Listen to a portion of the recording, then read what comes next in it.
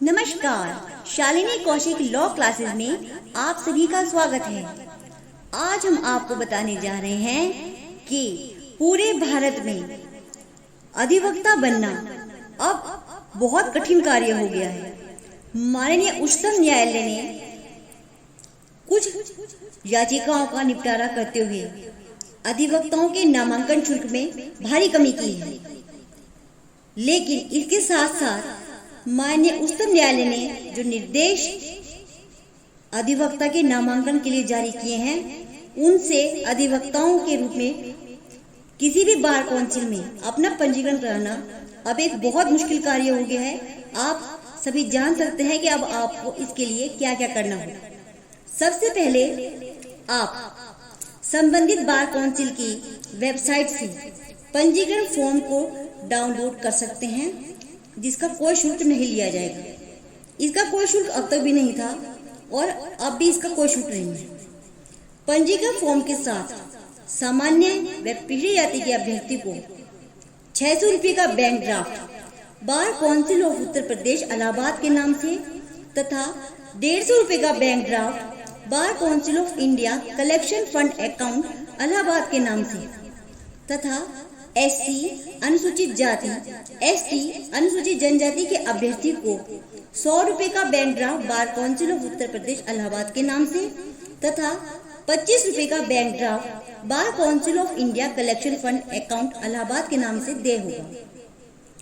Form जमा करने के पश्चात अब शुरू होगी पंजीकरण की प्रक्रिया, जिसमें कम से कम 4 महीने से ऊपर आपके लगने हैं।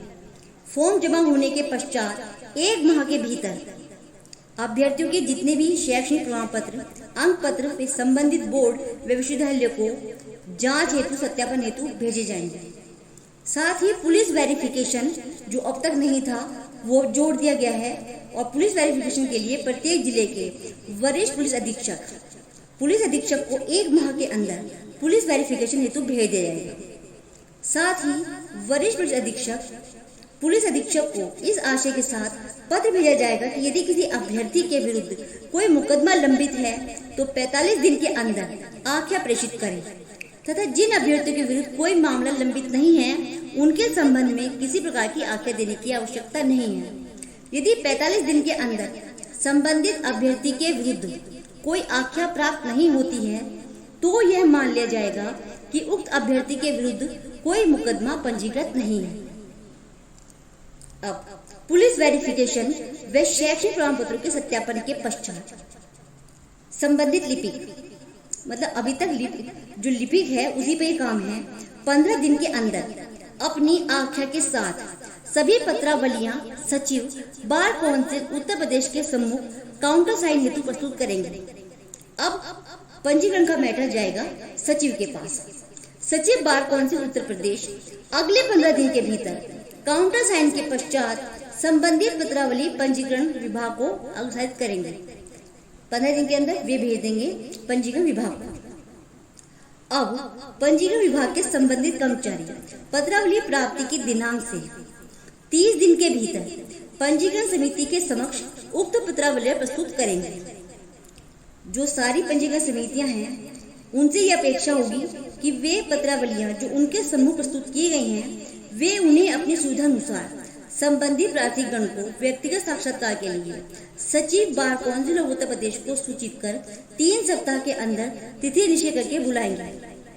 मतलब अब एडवोकेट बनने के लिए भी आपको इंटरव्यू देना होगा और इसके बाद निर्णय लिया जाएगा। जो अभ्यर्थी इंटरव्यू में उत्तीर्ण नहीं होंगे, पास नहीं होंगे, तो उन्हें 3 माह बाद पुनः इंटरव्यू के लिए बुलाया जाएगा। इस समस्त प्रक्रिया के पश्चात जो आपको पंजीकरण प्रमाण पत्र प्रदान किया जाएगा वह अस्थायी होगा, जो केवल 2 वर्षों हेतु वैध एवं मान्य होगा। 2 वर्ष में प्रत्येक ऐसे अभ्यर्थी जिनका पंजीकरण हो चुका है वे प्रत्येक वर्ष के 5 मुकदमे, मतलब 2 वर्ष के 10 मुकदमे हो गए।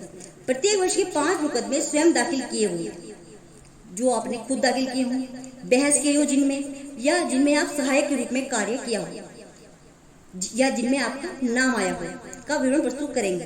वे इसी बीच ऑल इंडिया बार परीक्षा AIB उत्तीर्ण करेंगे। उसके बाद ही स्थायी पंजीकरण प्रदान किया जाएगा। अन्यथा की स्थिति में देश प्रदेश के न्यायालयों को सूचना प्रेषित की जाएगी कि अमुक अभ्यर्थी का अस्थायी पंजीकरण समाप्त हो चुका है, वह स्थायी पंजीकरण प्रदान नहीं किया गया है, अतः अभ्यर्थी अधिवक्ता व्यवसाय करने योग्य नहीं है।